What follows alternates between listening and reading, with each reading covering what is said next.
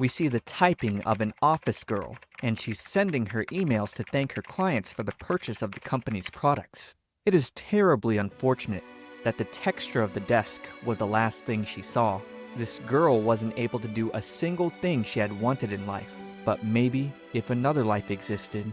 Waking up in the morning, a young Dahlia walked downstairs to see her father, Carlo, tinkering with another invention of his. He had his work to do, and lifted his daughter up to see a magic device he'd been working on. In this world, magic devices are tools and objects. Everyone in the country uses them in their daily lives. The devices make everyone's lives a little easier. They can cool a room or make it warmer. For example, using a fire magic stone can create a light out of nowhere, and using a water magic stone can create a torrent of water. With the use of a wind magic stone, cleaning can be finished in a flash. And using stones in clever ways gives you different kinds of magic devices. Dahlia wondered if that was just like using magic, but her father assured her it wasn't. There are a limited number of people who can use magic well, but anyone can use magic devices. Her father then brought the device he was working on towards her, and with her turning the dial, it projected an array of light depicting many creatures moving around.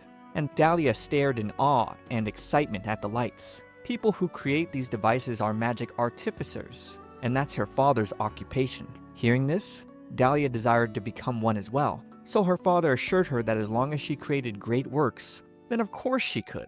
This made her really excited and determined to be one great artificer, just like him. On another day, Dahlia's friend Irma was intrigued to see the Dahlia space. It was her own workbench where she drew all of her ideas. However, with Dahlia's father needing to focus on work, he ushered the two to play outside.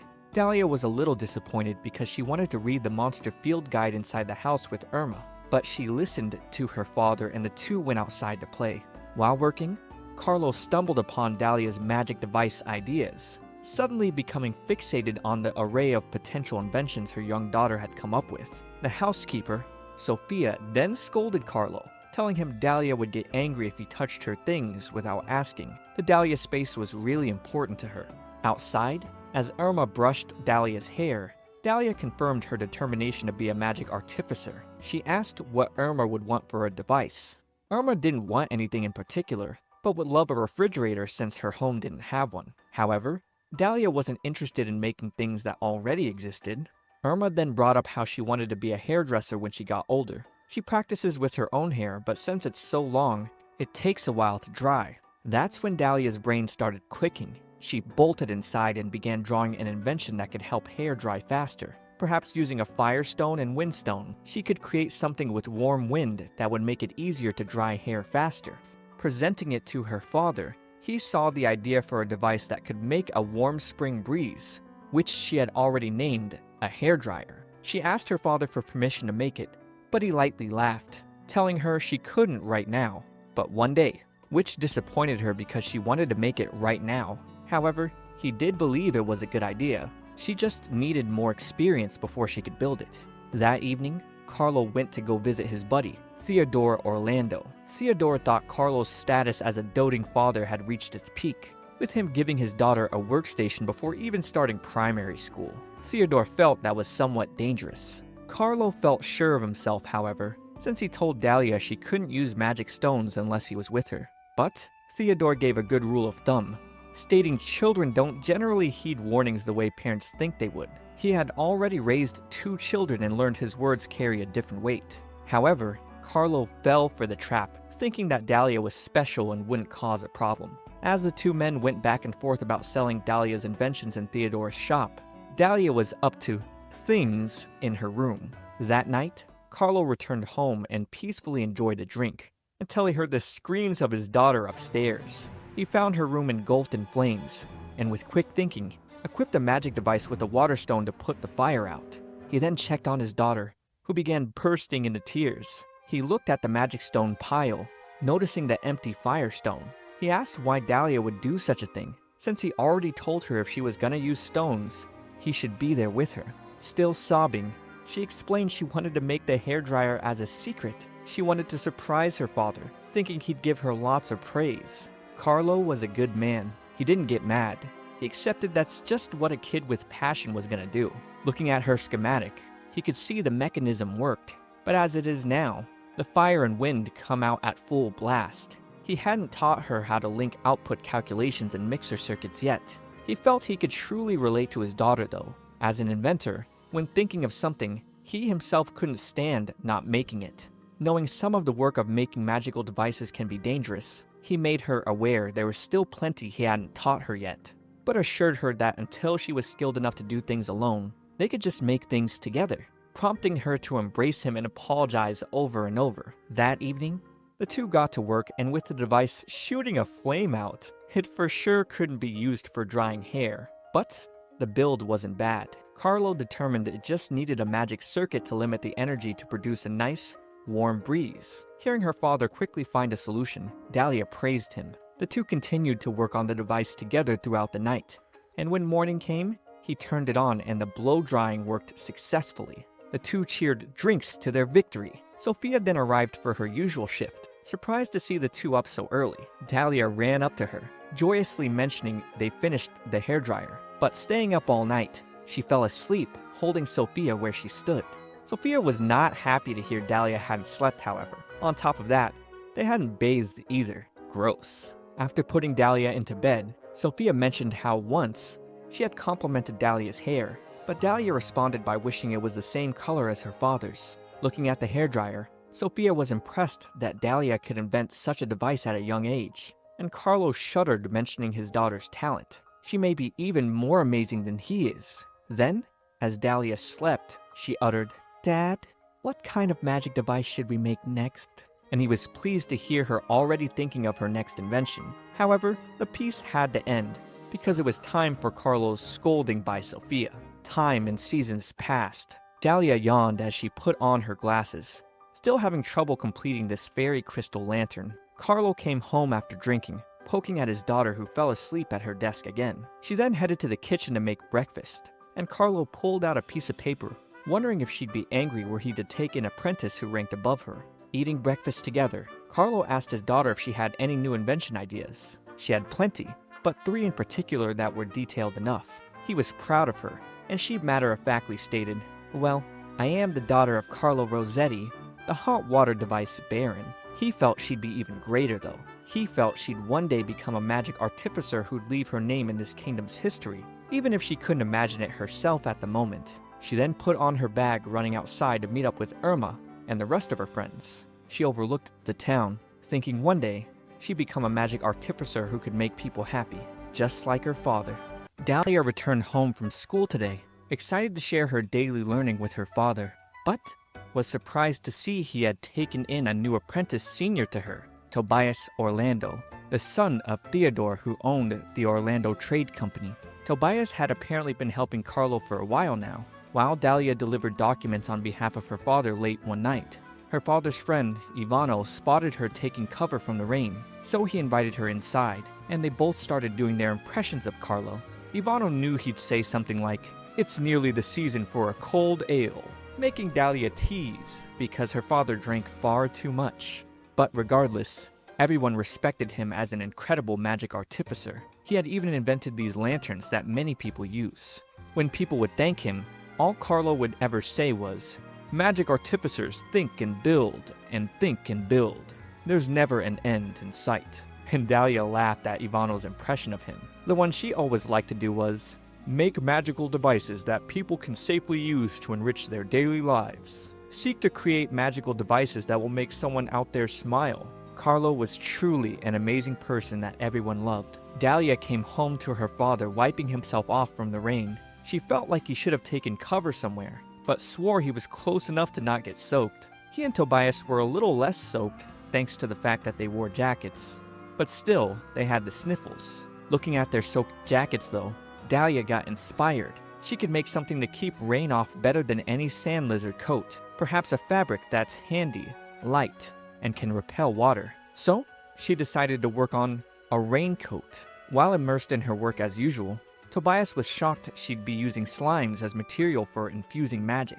Dahlia had tried other monsters, but slimes were the only ones in particular that seemed water repellent. Her approach to inventions was always novel and creative. She tested a large variety of slimes, and with that being her sole focus, Her friends Irma and Lucia thought she would plan to marry a slime at this point. Well, of course she wouldn't be marrying one, but still, green slimes adhered over a large area, but blue slimes were more water repellent. The fact that Dahlia wouldn't stop talking about them proved their point. Dahlia would have her friends try the prototype raincoats, of which she crafted many varieties. She and Tobias worked together, because he was also quite skilled. She worked so much, her father found her passed out at her workbench and placed a coat over to keep her warm. Reading some of her notes, he quickly picked up a solution and placed a solvent out as a hint she should mix them. She did exactly that, and crafted a material that was closer to what she was going for. Eventually, they crafted a fully functioning raincoat, and it was officially recorded as Dahlia's invention. Perfectly waterproof fabric and raincoats made of said fabric would now be paid royalties out to her. Exiting the record halls, Dahlia thanked Tobias for all his work, but he didn't feel like he did much, nor did he feel like he had her inventiveness or ability to focus, and under his breath, he said it pained him, although she didn't notice. Later, a rep from the Orlando company came to visit their home, because they were swarmed with orders of raincoats and rainproof fabrics. They worked tirelessly, especially since the fabric was now useful for wagon canopies. This even led to slimes being overhunted supposedly. At a tavern, Carlo and Theodore talked about the overwhelming success from the waterproof fabric. Carlo was grateful for Theo's company dealing with all the deals and mediation for them, while Theo complimented Dahlia's overwhelming talent. He's eager to see what she'll invent next. Theo then had some bad news. According to the doctors, he had less than a year to live. He planned on telling his wife soon, but she's not doing so well either. He was not worried about his eldest son, but more so Tobias. That's why tonight, he wanted Carlo to consider offering his daughter to marry Tobias. In return, Carlo would be allowed to use the Orlando company as a shield to protect Dahlia from things he's worried about. Carlo thought Tobias would be fine. He was quite capable. But the bad news got worse from here because Carlo also didn't have much time left either. So, he agreed to ask his daughter. The next day, Tobias and Dahlia signed this certificate of engagement, submitting it to the trade guild. They would be officially betrothed. Tobias was doing this to protect the Rossetti name, and Dahlia didn't think too much of it. However, this is when Tobias's insecurities started coming out, as he commented Dahlia was too tall with heels on. Irma was shocked to hear her best friend was engaged, and even though Dahlia seemed unaffected, Irma was concerned about how Dahlia felt for Tobias. Dahlia was objective, stating even though he was a merchant, he worked hard to become proficient at being a magic artificer. She thought that was wonderful, although it wasn't getting through to Dahlia's head that Irma was asking if she loved him. While Dahlia worked, Tobias commented her hair and glasses were a little too showy. He wanted her to wear plainer makeup, otherwise she might besmirch the Rossetti name, and she was fine with his request. It didn't bother her one bit. The two had lunch together later, where after Tobias heard how much his older brother and father praised her inventions, he somewhat aggressively placed his silverware down and told her not to drink so much while they were out. So, she apologized and agreed to it. Then suddenly, a representative from the trade company came by to tell them Tobias's father suddenly collapsed. He did pass, unfortunately, and with Tobias's older brother taking care of inventory in another country, there was no one else who could handle their business here. Dahlia calmed Tobias down, and the two worked together to maintain the company best they could. The seasons passed until one night, Dahlia met with her father at the tavern. He asked if she'd be drinking too. However, she abstained because of Tobias's request. Things at the Orlando company had been sorted out, thanks in part because of Carlo's input as well. Dahlia then remembered it was around this time last year. Her father had gotten soaked in the rain and she began working on the raincoats. Carlo remembered the excited look on her face very well. For Dahlia, the words she lived by were her father saying she should always make magic devices that people smile for. That's when the idea came to her.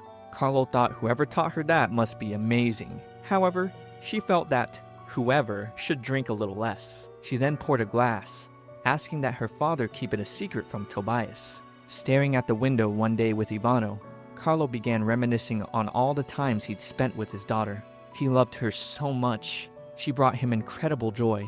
And when he suddenly passed out on the floor with Ivano calling out to a doctor, all Carlo wondered was what kind of magic device she wanted to make next. Dahlia rushed to where her father was being held, discovering he had unfortunately passed. Ivano described him to have died the same way he always was, smiling and joking with a gentle expression. That night, she cried over his workbench, and the dust she carried flowed at his funeral.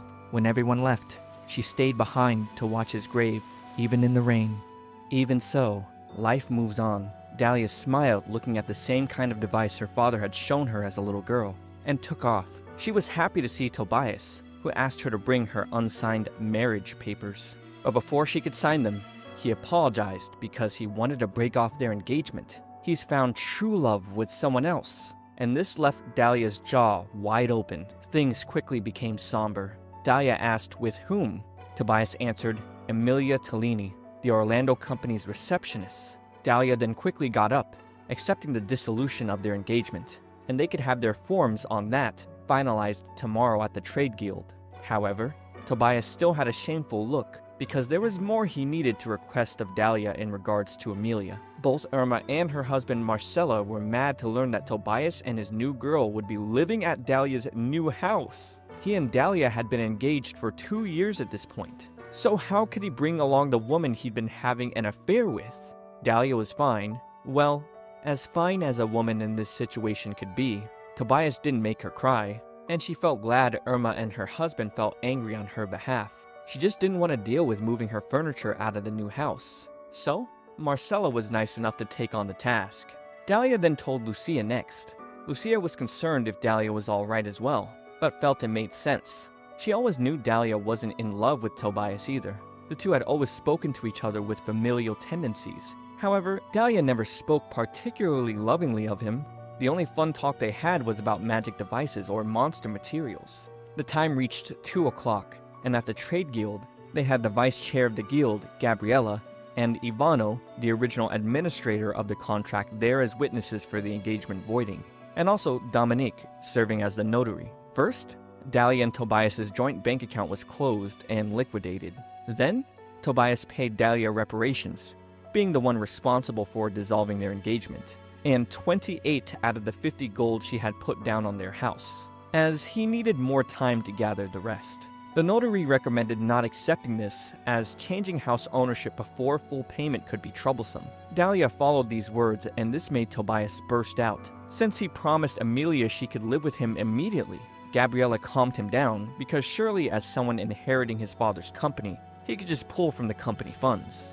After that ordeal, Ivano asked Dahlia if Tobias had always been so brash in nature, but personally, she'd never seen him act this way before. I think there were plenty of signs this guy was gonna be controlling and impulsive, to be honest. Even moving her stuff out, Tobias had ruined the new bed they had bought together and filled the house with Emilia's things before he was legally allowed to. Dahlia eventually moved everything out and returned to the home she had always known. Irma's husband offered Dahlia dinner at their place, but she refused. So he gave Dahlia a gift on behalf of Irma, knowing she'd probably refuse.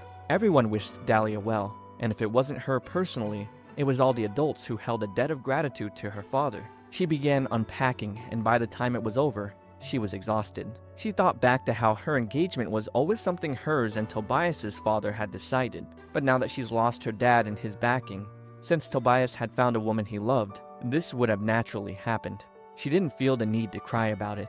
In her previous life, her last memory was the texture of an office desk. She lived with her head down and had died the same way. Which is why, in this life, to prevent that from happening again, she tried to become a good wife. She worked so hard to make sure she wouldn't end up alone. But this is how things ended up. Dahlia then spotted a fire jewel, and it gave her the strength to not want to keep her head down anymore. From now on, she wanted to say what she liked and didn't like.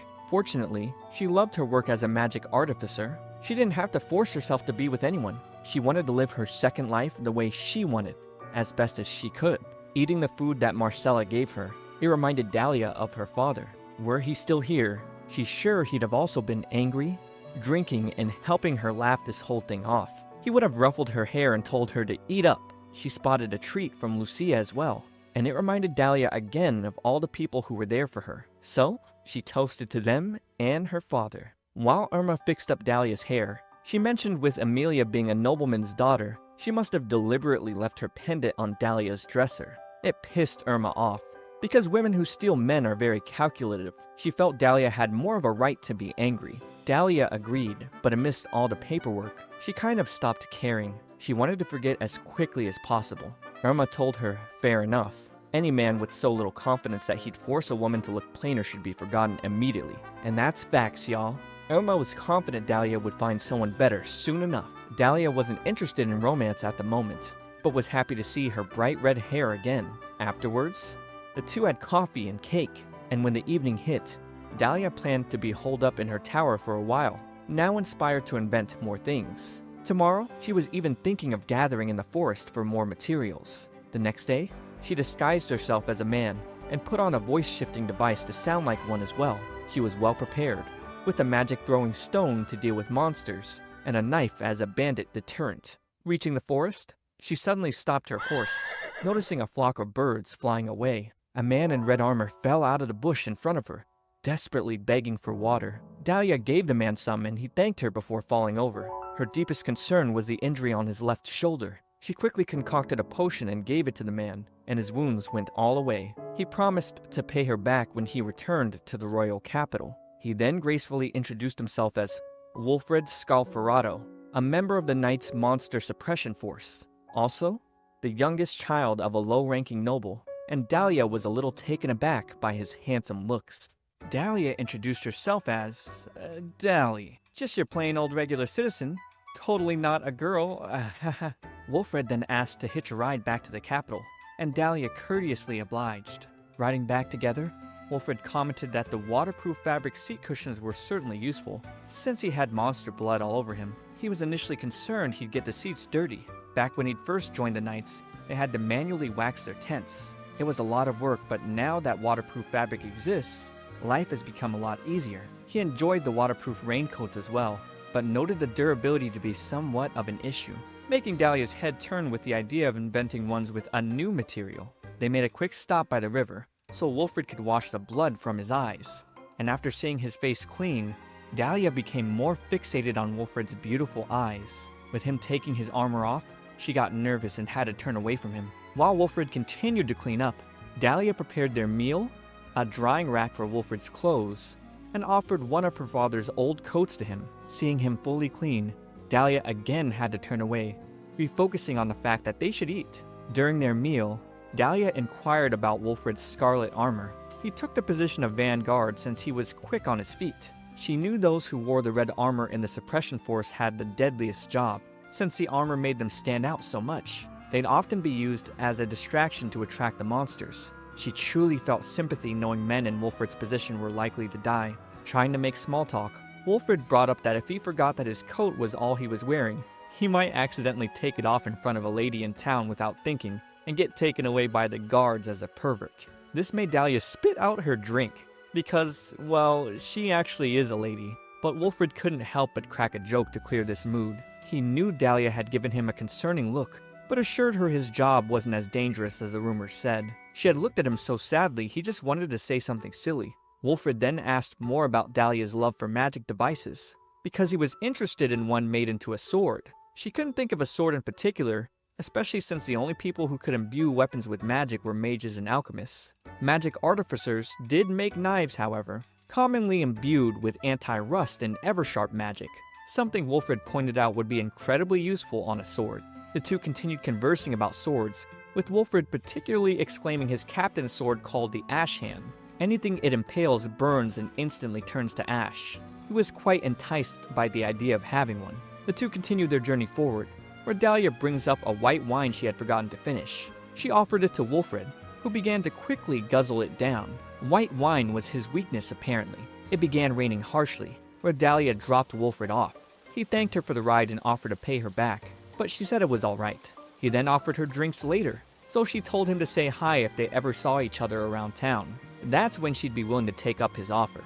And as he shouted his goodbyes while she was taking off, she smiled, having been glad to have met him. Making it back home, Dahlia couldn't stop thinking about the night. But since the capital was so big, she assumed they'd never meet again. The next day at the trade guild, Dahlia was surprised to learn some magic hobs she invented were registered in Tobias's name. They were just as surprised on the guild end, because Tobias had claimed she consented to it. Vice Chair Gabriella then entered to apologize as well. Learning about the situation, and should Dahlia wish it, she could sue Tobias for contract fraud. However, Dahlia didn't want to do that. She wanted to talk this out with Tobias and have him void the contract himself.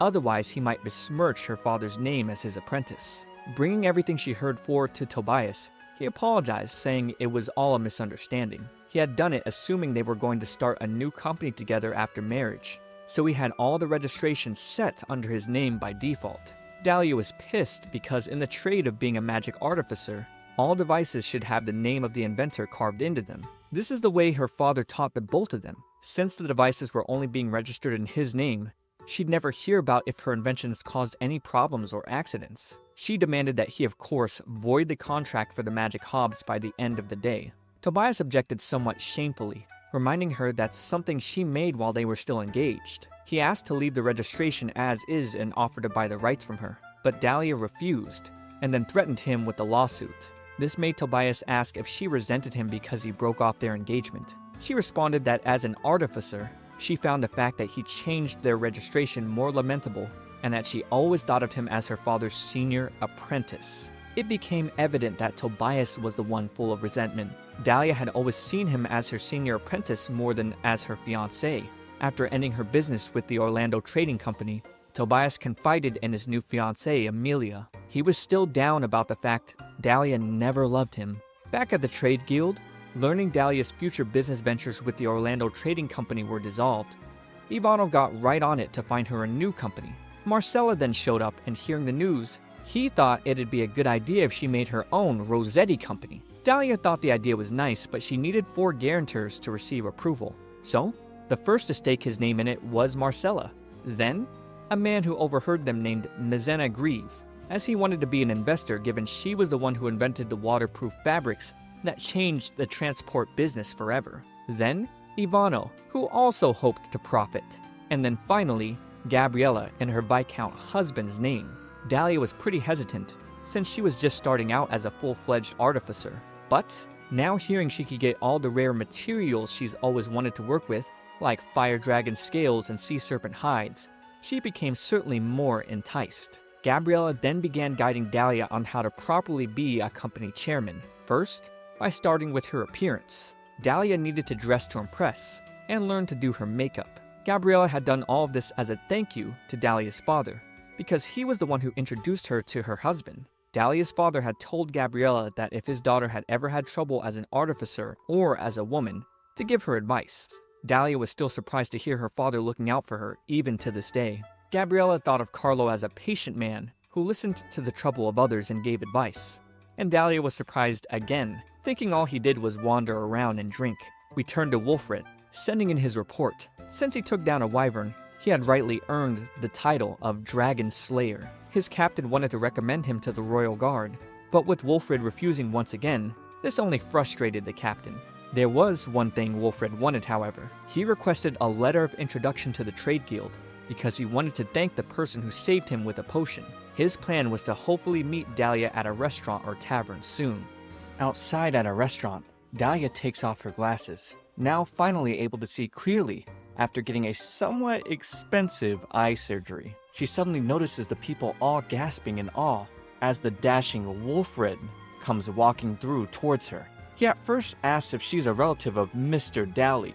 Before she can answer, he already suspects that it's her. Just like I suspect you need to like this video and subscribe to my channel. Here on My Shoujo Weekly, we've got plenty of romance anime in the isekai genre just like this one. So come on, hit that subscribe and give me a like. Dahlia thought it was incredible he figured it out. But to Wolfred, it was obvious. The way she averted her eyes seemed odd. Plus, her eye color and smell were exactly the same. Smell? After he explained she smelled the same as the cart, she made a quick sniff of herself. Sitting down with her, he explained he was actually heading to the trade guild to look for her. He planned to ask if they knew anyone who fit her description. He wanted to repay the cost of the potion and to return her coat. So, to repay, he wanted to treat her to today's meal. Dahlia was a little hesitant, so Wolfred quoted her words. "If you see me around town, come say hi. I'll take you up on your offer then." She had no choice but to accept. While Wolfred ordered with elegance, Dahlia was lost in his looks, until he decided to make small talk with her. When they met in the forest, he didn't realize how beautiful she was. She nervously thanked him for the lovely, conversation-starting compliment. He then asked why she was dressed as a man back then, so she reasoned a woman alone in the forest isn't very safe. Then, their wine came and they toasted to their reunion. They had a fancy assortment to eat with their meal, and while chatting, Wilfred apologized for using the coat that was a memento to her late father. She then fully introduced herself as Dahlia Rossetti, making Wilfred surprised to learn he had been chatting about waterproof fabric to an expert in the field. On top of that, learning she's the one who invented the fabric. This made him thank the gods for their fated meeting. He then decided to step away to get more wine, and while away, this peace wasn't meant to last, as Tobias and Amelia appeared. Dahlia tried to look away, only for Amelia to get up in her face. Amelia wanted to apologize for being the one who dissolved Dahlia's engagement, but Tobias told her there was no need. This was such an embarrassing scene for Dahlia. Wilfred came back and asked if she had any lingering feelings, but of course, there were none at all.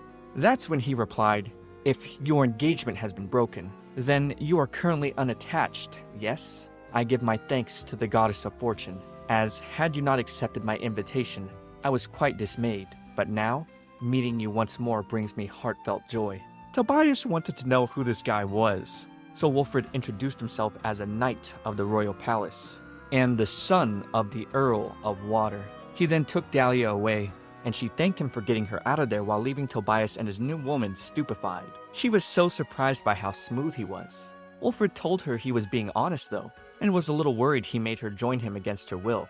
But no, she came along happily, explaining her previous engagement was something set up by her father. Before they had gotten married, Tobias found his true love anyways. Wilfred never really considered the idea of true love before, and with Dahlia smiling, holding his hand saying she was in the same boat without thinking, they both pulled away from each other, somewhat embarrassed. The two then decided to have a meal in a loud tavern, where Wolf deployed an anti-eavesdropping device, so that way they could speak freely. Dahlia was surprised that the son of a famous earl would need to speak freely. However, Wilfred didn't want to ride his family's coattails. He was the youngest, and thus had been left on his own with no one guarding or shadowing him. He's never truly been comfortable with formality. Dahlia wasn't too familiar with noble manners either, so she was fine with this. She then started talking about the device. Being intrigued by it, we learned that's not something she would make, since she only makes things that enhance everyday life. Wilfred commented on her excitement, making her blush. The compliments and his now lax manner of speaking really threw her off. This was something he couldn't help though, wishing his looks matched his casual personality. Normally, he wears a coat and glasses, but today, he dressed to stand out, hoping she would be able to find him. Now she felt bad, thinking she should have told him her name and arranged it so he could have contacted her through the guild. But Wilfred thought nothing wrong with her actions, saying he really only wanted to speak to her again. While having dinner, the two talked of their passions. For Dahlia, of course, it was new inventions, and Wilfred, it was magic swords. After they cheered, he asked that she call him Wolf, to which she found referring to someone of noble status so casually to be difficult. But he had his reasons. Even being from House Scalfarado, he couldn't use the 5 fundamental magics, and one day, he'd be living in town with everyone else. Calling him Wolf would be like practice for his future life. Dahlia then agreed, but only when it was the two of them around. Wolf walked Dahlia home, and learned her place was known as the Green Tower. Long ago, there was a wall for the royal palace near here. When they tore it down, her grandfather was allowed to take the stones and he built it. Wolf thought it to be a fitting home for an artificer. Then, he pulled out the gift of money that he really wanted her to accept. He then asked to visit her tomorrow to return the coat, and go to a special magic device shop in the North District with him called Right Eye of the Goddess. Dahlia knew that was an exclusive shop that was invitation only. She was happy to go, and after wishing him good night, he wished her the same. In her dreams, Dahlia remembered her father drinking happily next to the air conditioner. She really always thought of him to be joyful and lazy. Later in the morning, she was surprised the wolf showed up at her gate a little early. He started his journey here early since it was quite far from his place. Guess he was a little too fast. The two rode together, and being gentlemanlike, he took her hand getting off the cart. But this made both of them a little nervous. As he was about to put on his glasses, Some girls began screaming over how gorgeous he was. So he apologized to Dahlia for causing a scene, but it didn't bother her. Inside the shop, Dahlia marveled over the sight of the exquisite inventions. She learned the owner was a baron named Oswald Zolba, and immediately recognized him to be the one who invented the air conditioner. Oswald greeted the two, and after learning she was Carlo's daughter, we learned the two had gone to secondary school together and often saw each other at baron gatherings. Dahlia and Oswald became engrossed in their magic device talk, even leaving Wolf behind accidentally. He then presented Wolf with some magic bracelets he had ordered, and while Wolf was getting them resized in the back, Oswald used this opportunity to give Dahlia her own membership to enter the shop anytime she wanted. He apparently owed a debt to Carlo. Carlo had once said, "If my daughter ever comes to your shop, I hope you'll show her your magic devices. But if she never does, then keep it a secret until you die." Oswald was glad now, so when he would eventually meet Carlo in heaven, he could tell him he repaid his debt. Dahlia wanted to know more, so Oswald explained when he was young, his wife eloped with a worker from the shop and took all his money with her. He debated whether he should close shop or take on a large amount of debt, and that's when Carlo came by. At a drinking stall, he told Carlo everything. Carlo lectured him, saying the best thing to do was find a new woman. Dahlia could hardly believe it, but Oswald went further, explaining Carlo had a beloved young lady of his own. She wondered what kind of boast this was. But after having that drink, Carlo brought him to the Green Tower, where Oswald had met a young Dahlia, truly a beautiful young lady, and seeing the two brought him joy. Carlo had told him his daughter was prone to heat rashes, because a lack of airflow made the tower hot. That's when Oswald invented the air conditioner to help with that. And thanks to the success of that invention, he was able to rebuild his shop. However, he found it unfortunate that he was only able to drink with Carlo at baron gatherings. Had he known Carlo was gonna pass soon, he would have invited him out more, but wondered if Carlo had this mutual feeling of friendship the way he did. Dahlia brought closure to Oswald though, explaining her father would drink in front of the air conditioner all the time. He'd often even cheered to Oswald's name. Dahlia was certain it was like her father was drinking with him. Hearing Carlo had done that all along brought tears to Oswald's eyes. This was another person touched by the great hot water baron. Oswald then shook her hand, telling Dahlia to come back anytime. Outside the shop, Dahlia flipped to the back side of her membership card to see her father's handwriting. She thought back to how sloppy he seemed coming back home from his nights of drinking, and cried, saying it wasn't fair that he only showed her his good side after he was gone. Carlo truly was a good man. Subscribe for next week's episode. Also, watch this next video. It's me, ComfyTea. I'll see you all in the next one.